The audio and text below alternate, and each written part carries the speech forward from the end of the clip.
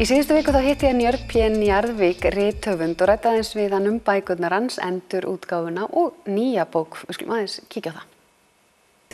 Eigum við að byrja að tala Rebba kannski?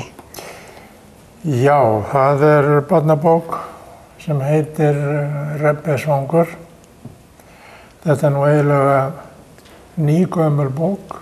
Þetta saga sem ég sagði við dætrum mínum þegar þær voru litlar fyrir einum 40 árum. En þá vildi enginn gefa þetta út því að það var svo dýrt að prenta litmyndir. Þannig að það var ekkert lagt í það að fara að panta myndskreytingar og menn bara ypptu öxlum og sagði að þetta ekki hægt. En nú þetta miklu auðveldara. En þú hefur auðvitað ekki viljað fara í útgáfuna að þetta væri litmyndir? Nei. Það að segja eða bara yfir höfuð myndir. En síðan var það útgefandinn núna, Guðjón Guðmundsson, sem fann mjög snjallan myndskreytingamann. Og þannig var sem sagt bókin gefin út. Og hvernig kviknaði þessi hugmynd hjá þér? Manstu það? Það var nú þannig að sonur okkar sem var nú eldri, hann var mjög upptekinn af þessu fyrirbæri Rebba. Svona fannst bæði spennandi og hann var mjög hræddur.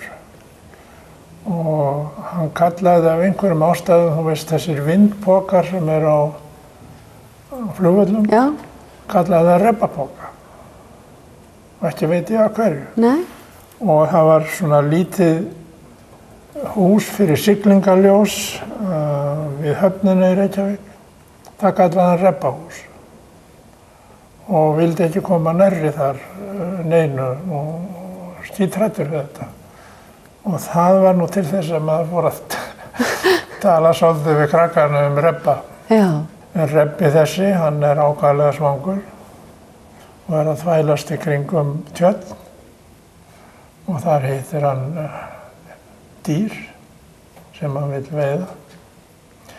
En honum tekst hann heldur bröksulega greina. Já.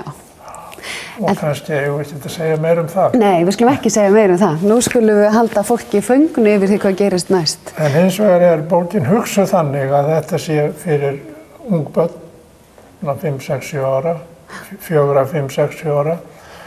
Og þetta býður upp á svolítið samtal. Já. Þegar hann hittir önd, þá var sem sagt, hvað skildi nú öndin gera til þess að bjarga sér? Nákvæmlega. Og þá getur myndast svona svolítið samtala milli barnsins og það nú oft það sem okkur foreldrar vantar kannski bara kveikju af því og fá innblástur í samtalið. Já, það minnst kosti við höfðum þann sið þegar dætur mínar voru litlar og ég sagði þeim sögur, þá heimtaði ég sögu í staðinn. Já, snjallt. Já. Bara keyptir. Þannig spannst svona eitt og annað á milli okkar. En það eru fleiri bækur sem eru endurútgefnar núna. Segðu okkur aðeins frá þeim. Já, það er nú söguleg skáldsaga sem heitir Dauðamenn, sem kom út 1982.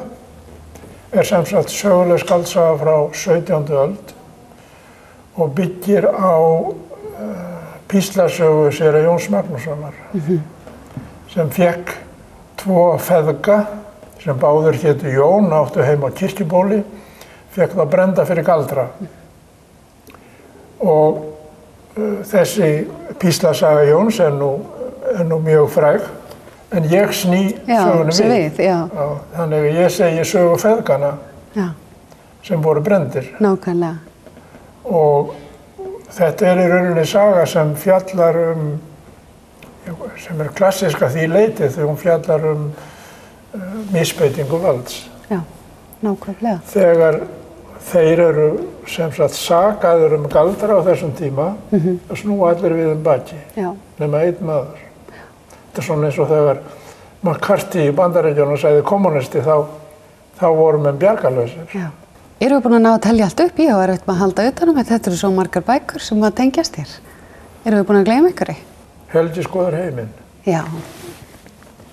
Helgi skoðar heiminn kom út fyrst 1976 og sköpunarsaga hennar nú dálítið skrítinn því að Jón Karlsson sem þá var hjá Iðunni kallaði á mig einn daginn og sýndi mér nokkrar myndir eftir Halldór Pétursson og spurði mig hvort ég geti skrifa sögumyndirnar. Svo að ég fór að velta því fyrir mér hvernig væri þetta að búa til sögu út frá þessu. Fór svona að stokka myndirnar eins og spil og fór svo að spjalla við dætur mínar sem þá voru 6 og 7 ára. Og í einni myndinni eru kríur sem ráðast á strákinn. Og þá fór önnur dætra minna, ég man nú ekki hvort þeirra það var, að halda uppi vörnum fyrir kríurnar. Já. Sagði þeir eru að ráðast inn á þeirra varpland og auðvitað eiga þær að verja sig. Og þá kviknaði sem sagt þessi hugmynd að hver sem þeir fara líf fyrir hendi. Já. Og því ber að sýna virðingu. Og út frá því varð svo til þessi hugmynd að hann færi þennan litla heim sinn sem milli fjalls og fjöru á Bóndabæ.